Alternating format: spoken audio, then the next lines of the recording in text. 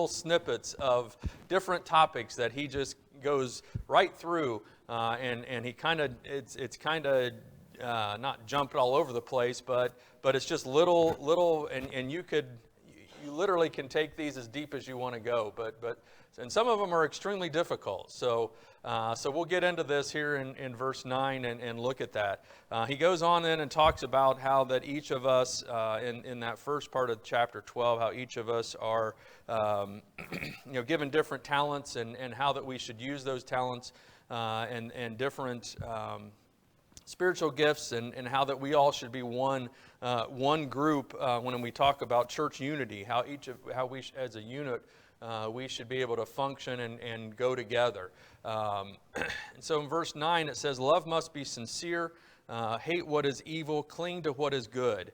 Be devoted to one another in brotherly love, honor one another above yourselves." Okay, so love must be sincere.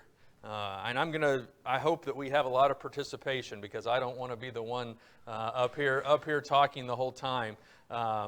So what do you think that means when it says love must be sincere? What kind of love are we talking about there? And what application are we talking about?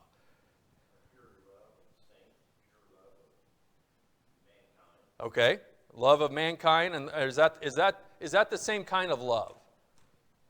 Is the love of mankind and the love of the saints the same kind of love? Yeah? Okay. Studying one time, I learned that back then, they would make wax masks of people. And in the making of those, or carving, sometimes they would, the part of the nose would break off. And in order to dupe the buyer, they would take and put some wax in there and fix it so that, initially they couldn't tell whether it was, in other words, they thought it was sincere. Okay. But in a room where it would be warm, maybe that part would fall off, which betrayed the sincerity. Mm-hmm. And that's where the idea of sincerity Okay. originated, I understand, from what I read concerning it. Mm-hmm. And, So it must be true, it must be pure, it must be complete, the sincerity. So back to Gene, you're the one that said no, so.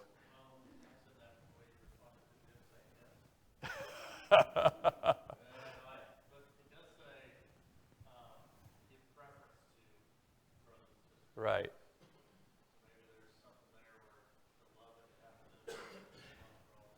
Right. Right.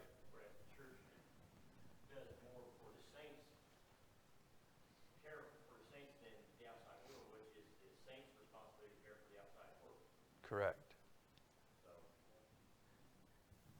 well, back when I was a child, of course, you used mules and horses to do the field work. Mm-hmm. And many times, some of those animals came up for sale, but they were portrayed as something they weren't. And so the sincerity was lost Right. in something like that. Correct. And There's a song that says, if you don't love your neighbor, then you don't love God.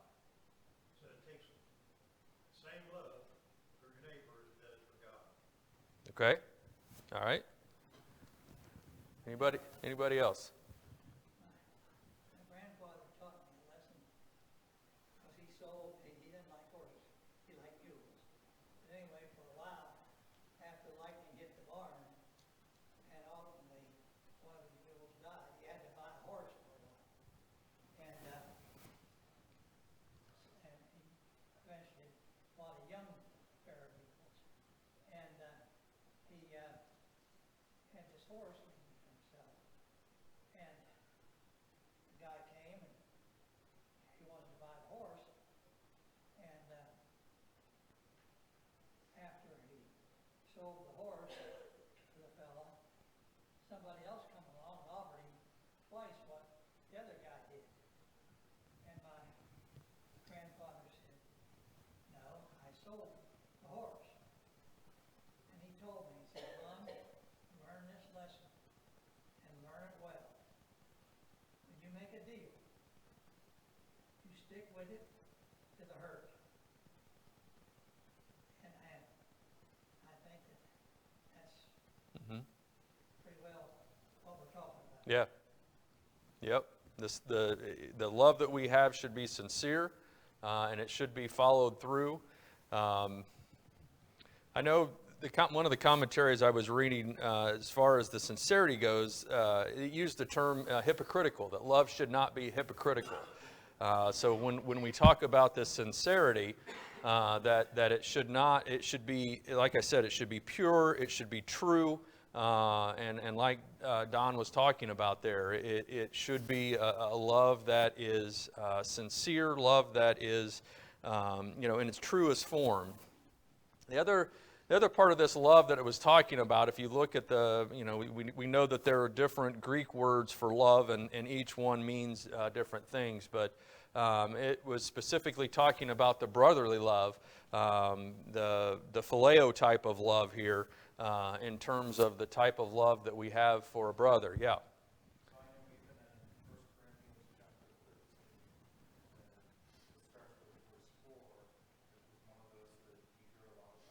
Absolutely.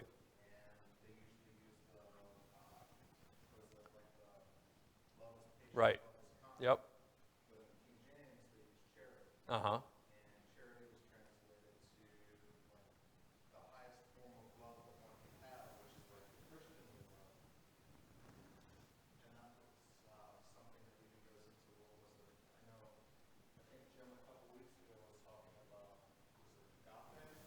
Mm-hmm.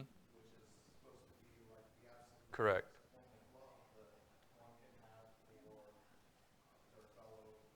Mm-hmm. Right. Yep. Yep. Well, things sure have changed, because I remember as a boy that if people agreed on something, and they shook hands, that was it, that's all. Right. Yeah. Now, we put it on paper, and now it don't even hold up on paper. Right. Yep. Yeah. There's not a whole lot of true sincerity and not a whole lot of true honesty these days. That's for sure. That's for sure. And that's something as a society that we struggle with in lots of areas. Is this sincerity but this love here that it's talking about is it could be brotherly love. It can be a love for mankind. And again, I guess I ask the question: is that the same love? Do we love our families differently than we love the people around us? I think that we do, right? I don't know if we necessarily should, but we do, right? There are things that you're going to do for your family out of love that you may not necessarily do for someone else that's out there. And so there's going to be a difference there between that love just from an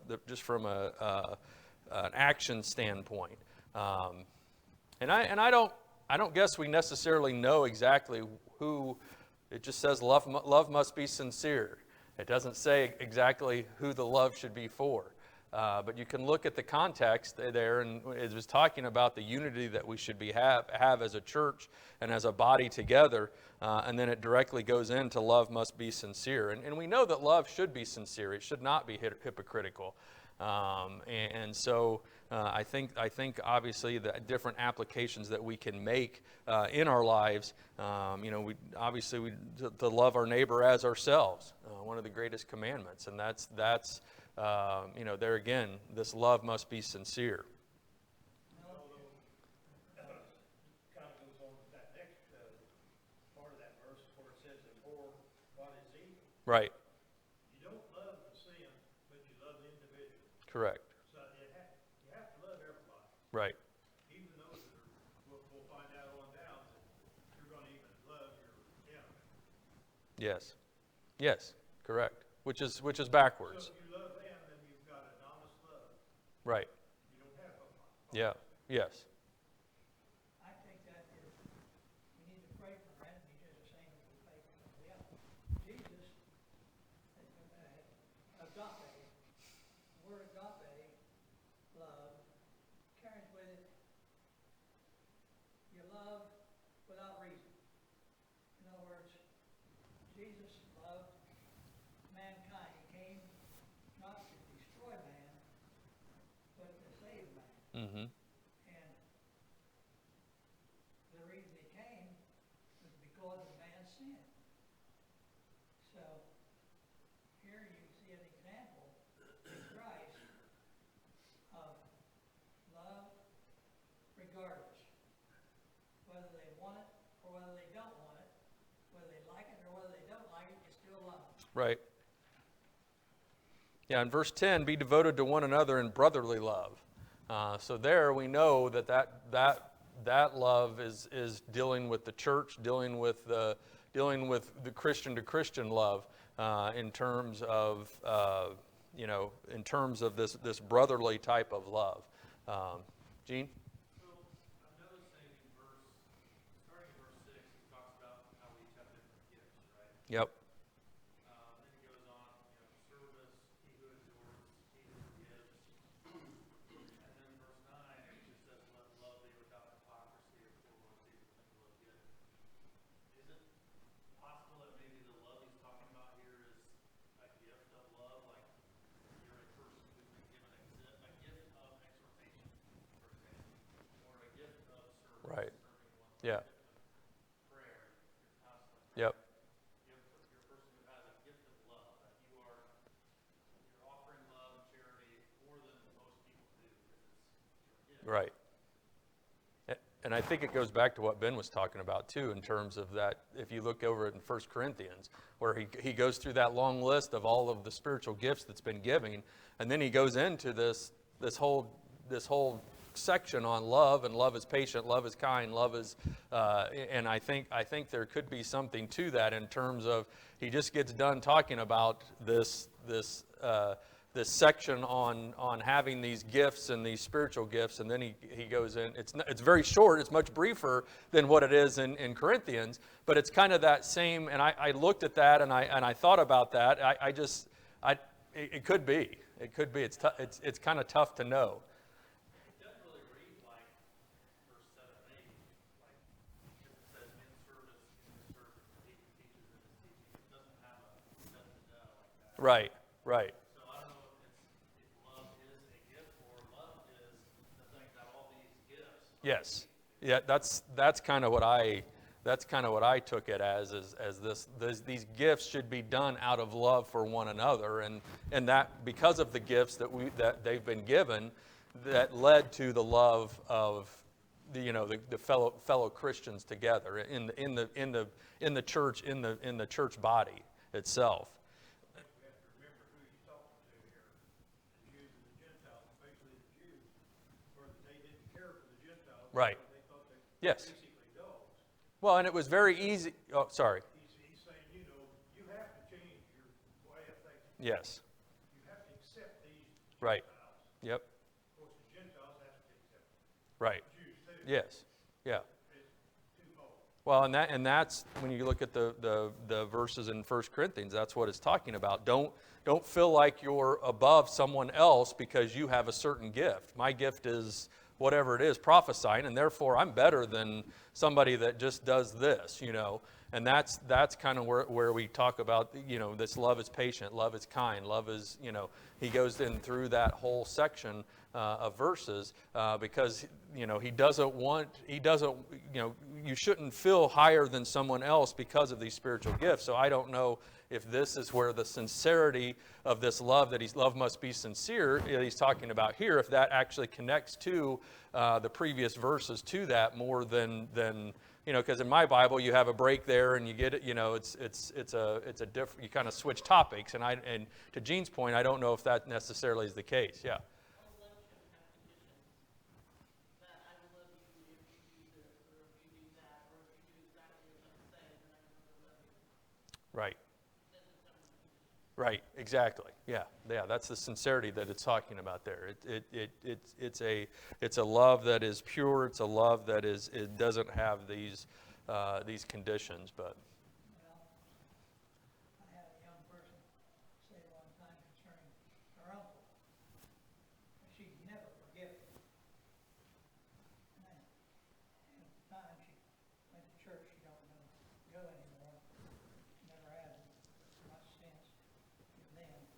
And I said, "Dad, don't expect to go to heaven." That's what I told her. I said, "Dad, don't expect to go to heaven. If you're so said that you can't forgive others. In fact, in the prayer of Jesus in Matthew 6, he made mention of the fact that if you can't forgive others, you don't even need to expect to be forgiven, and you won't be accepted." mm, But I think that's a hard thing for people to do. It's human nature. right, It's hard to be forgiven. yeah, for sure. It's like a constant battle. Yes, it is. And I think it gets back to this, do not conform any longer to the pattern of this world, but be transformed by the renewing of your mind, and that you'll be able to test and approve what God's will is. So once we go through a lot of this section of verses, we'll see there that it's a switch. It's a complete, this renewing of your mind. It goes against the way that we're wired. And I think that's the kind of what this is about. Hate what is evil. Anything else on love? This may be a record. I may not even get through one verse. So hate what is evil. Cling to what is good. So when you hate something, what does that mean?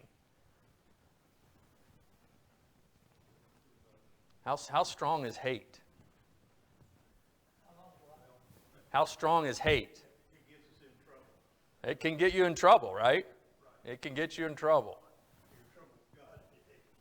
Right? And it said, you hate sin, but you love the individual. Yeah, hate what is evil. That means get away from it. Yeah, totally walk away. The biggest hate in the world is the devil, Yeah, because he hates God. right. And the reason he hates God is because God can save us, Yeah, and he can't. right. Yep. Actually, if you get right down to it, even in the worst of us, there is good to be found. In other words, people generally, they're just not all rotten. Let's put it that way. And so, we need to try to look for the good, even in the most evil.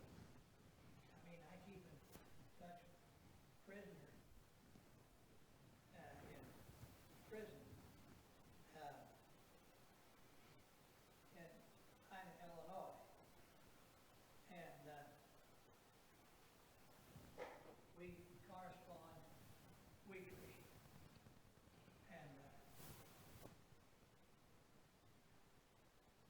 the sad part of that is, and I worked in that area for some time, the congregation where he was a member, they completely have forsaken him. And others in the same, people in the same area have completely forsaken him. And I have sat and talked with that man for periods of time. And he used to work for me, in fact, when I was directing camp for young people. And you couldn't have asked for a better person. And whenever people are down, when people are not what maybe we think they should be, that's not the time to trample on them. It's a time to try to lift them up. Mm-hmm. And if we fail to do that and show that kind of love, we're going to answer for it in judgment. Right. This hate, it's not the individual that it's not an individual that we're to hate. What are we supposed to hate? Evil, right? What's evil? And I think about, like, I don't know, some of you, I'm not that good with magnets, so I don't know, but some of you have seen those magnets where you have one magnet and then you have another magnet, you hold it one way and they come together. You hold it the opposite way and they won't even it's like there's a magnetic force around that other magnet that keeps the other magnet away. And so when I read this, that's kind of what I think about. It says, hate what is evil. You almost want a force field around you that you want no part of anything that's evil. Nothing, you don't even want to come close to it, right? So you want this force field all the way around you. And unfortunately, getting back to what we've been talking about, the way man's wired, we want to get right on that line. I don't want to cross the line, but man, I'd really like to get close to that line and maybe go do something Saturday night that gray area maybe. That's not hating what is evil, right? This is I think what's being said here is we should be like that magnet, just want no part of it. It shouldn't be anywhere close to us. We should hate what is evil. We don't, and we're going to, we get into some more stuff here that we don't even want the perception of evil to be around us. In terms of it being even thought that we're remotely here. When we talk, King James Version says, abhor that which is evil. Abhorrence of something or a hating of something is just a complete, get it away from me. Broccoli. You think about people all the time think, I hate broccoli, right? Well, I like broccoli, but anyway, that's what people think about. It's like it's just a mental whatever that I don't want to eat broccoli for whatever reason. And that you just kind of get that cringe, you get that feeling in your stomach when you think about something that you don't like, that you dislike. And that's, I think, what this is talking about here, this hate.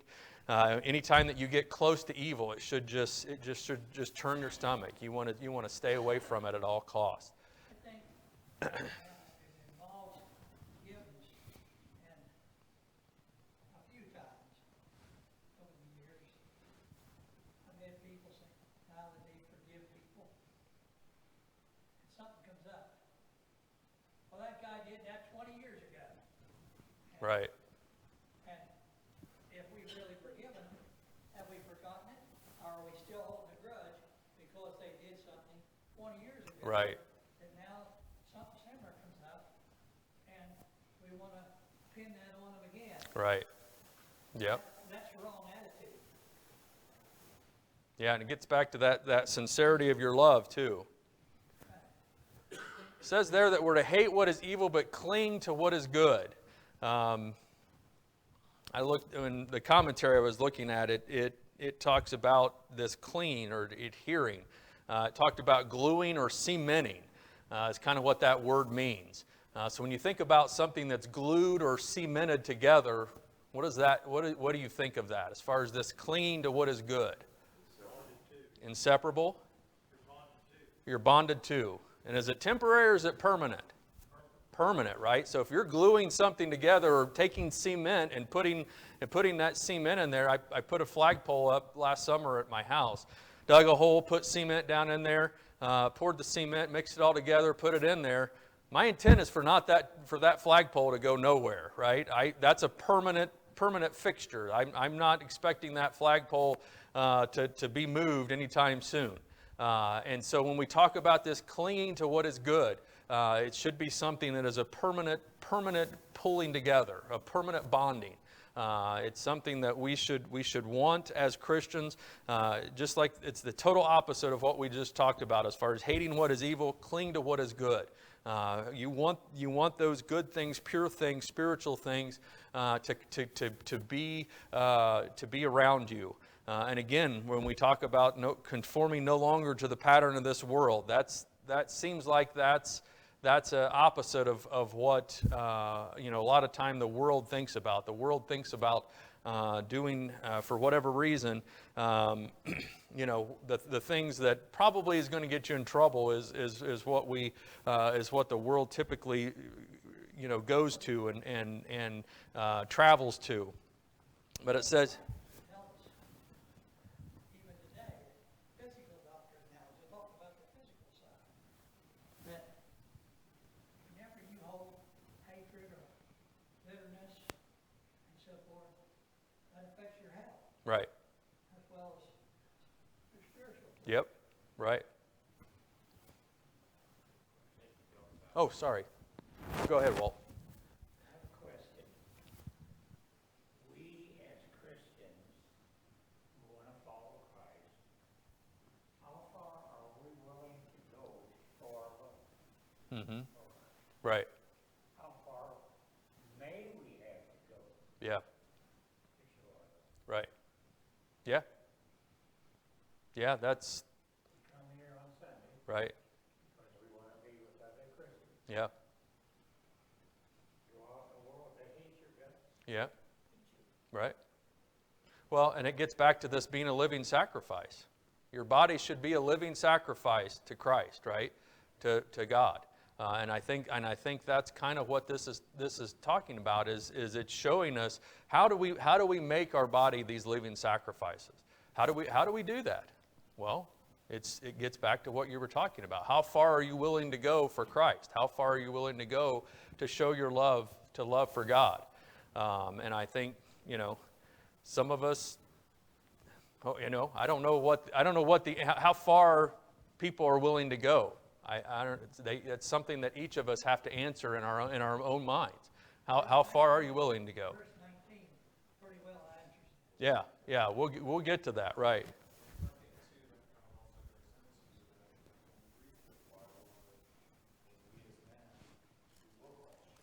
Yes.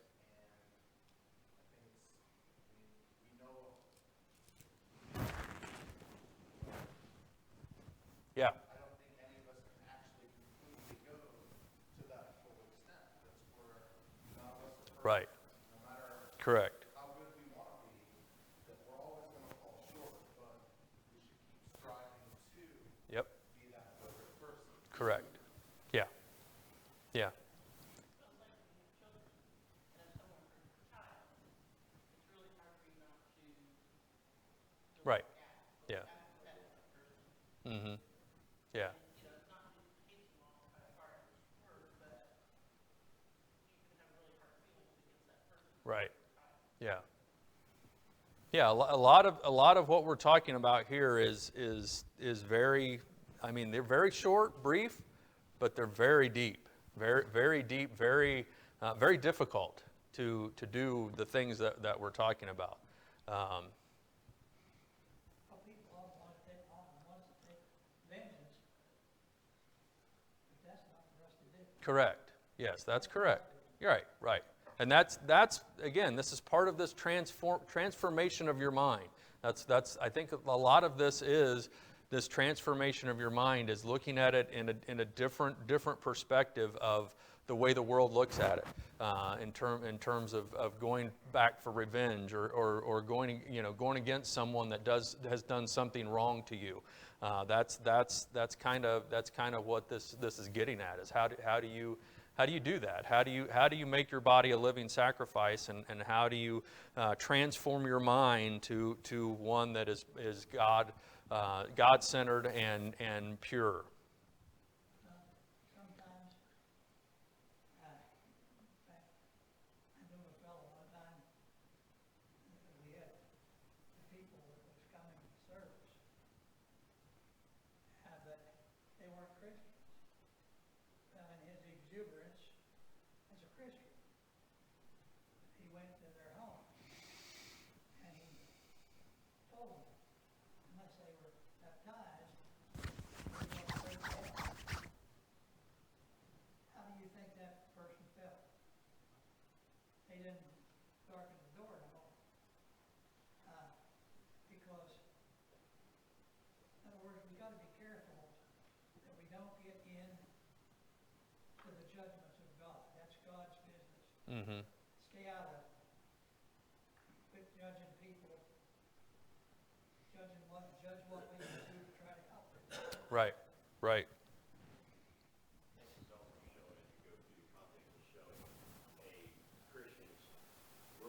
Right. Yeah. Yeah. It's a process. Right. That's right. That's right. That is true too. That's for sure.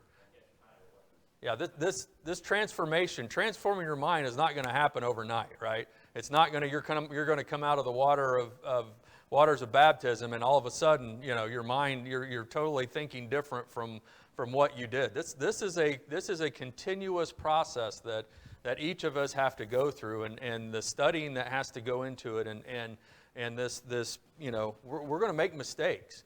To Ben's point, we're going to make mistakes in our lives. We're going to have issues that we have in our lives where we don't follow this. We're not going to cling to what is good. We're not going to hate evil. We're going to do something stupid and make a really bad decision. And we're all going to have that problem, and we're all going to have that issue. This is something that is a continuous process. That is one that is not going to happen easily or quickly, unfortunately. And that's the struggle that we each have as Christians.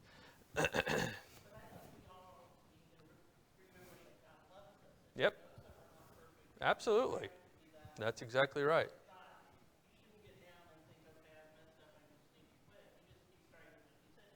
You're right. Right. Yeah, that's what mercy is all about. So. You take somebody that's used profanity all their life, and they're converted, and they may slip sometimes and say something they shouldn't. But that between them and God to take care of. Mm-hmm. And maybe apologize to somebody that you said it to. Right. Other than that, it should not be held against. In other words, sometimes it takes time to get that Oh yeah. Oh, for sure. just like it takes time to get from here to Lebanon Right. in the automobile. Yeah. It takes time. That's right. And God's name, I know the thing that hurts me is people, when you listen on television, how many times they use God's name in vain because with no reverence to it. Just Mm-hmm. whatever, maybe it's thrilled because they got a new house or a new car or whatever. And they'll use God's name flippantly. Well, they're going to have to change that, but it's going to take time for them to change it, if they ever do. Mm-hmm. Yeah, it's no different than us whenever we're teenagers. We may have certain likes, dislikes, and then certain things that we do as emotions or whatever. But as you grow, as you become older, you kind of mellow out. You kind of become a little more easygoing or whatever. And it's just a maturation. It's a maturing process that we go through. And it's not something that happens quickly, but it's something that each of us we fight with on a continuous basis. Verse 10, it says, "Be devoted to one another in brotherly love. Honor one another above yourselves." And we kind of touched on that when we were talking about that your love must be sincere. But be devoted to one another in brotherly love. And I think that is I think you can pretty well say that is a Christian, a Christian to Christian type of admonition here, to be devoted to one another in brotherly love. Honor one another above yourselves. What do you think that means?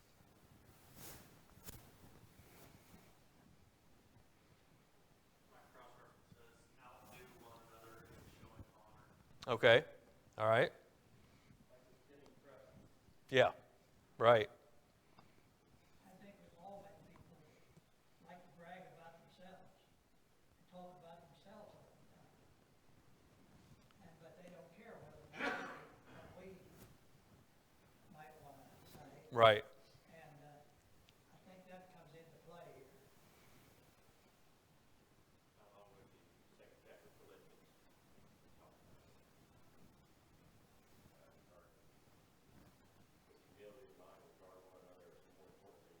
Mm-hmm. Right.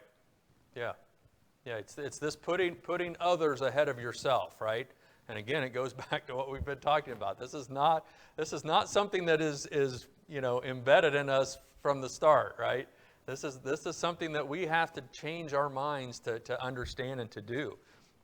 It's we are. Well, that, and we're very me oriented. It's all about me, right?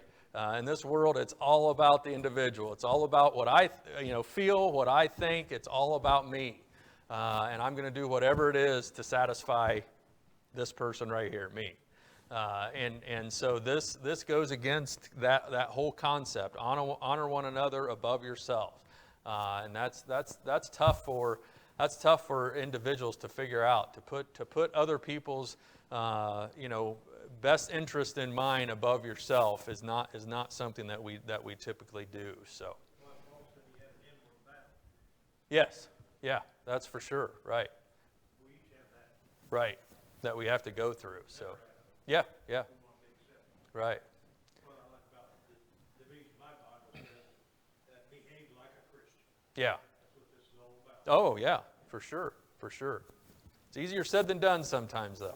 Paul That's himself, why we have the avenue of prayer. Yeah, Romans 7, says that Paul said, the things that I would not do, I do. right. The things that I do, I Yeah, shouldn't do. right. There's that whole back and forth. A warfare within. Right, And I think all of us probably have certain warfares. In other words, your full warfare may be different from mine, vice versa. right. But both need to be dealt with. Yep, yep. Well, thank. There's also delayed gratification, planting seeds, or let that continue to grow. Right. Principally, what is fruitful. Yep.